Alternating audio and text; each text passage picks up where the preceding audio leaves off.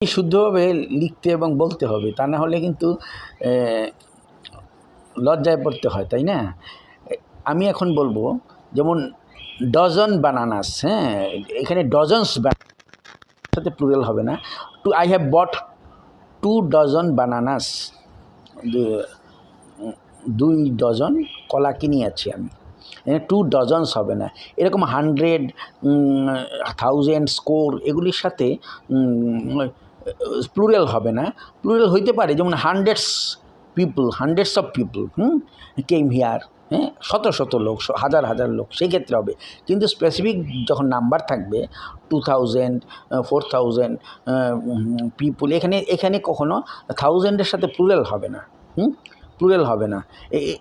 তারপর হচ্ছে কি আর কি, যেমন আমি যদি স্কুলে যাই, গো টু স্কুল হবে, গো টু দ্য স্কুল হবে না। ইউনিভার্সিটিতে যাই, went to the university.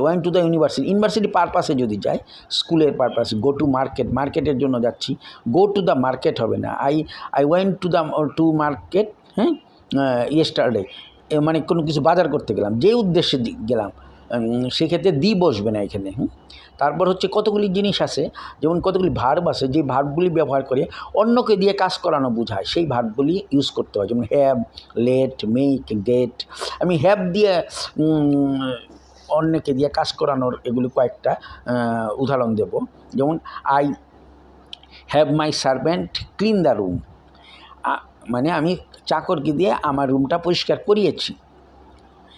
I will have my servant clean the room, করাবো, চাকরকে দিয়ে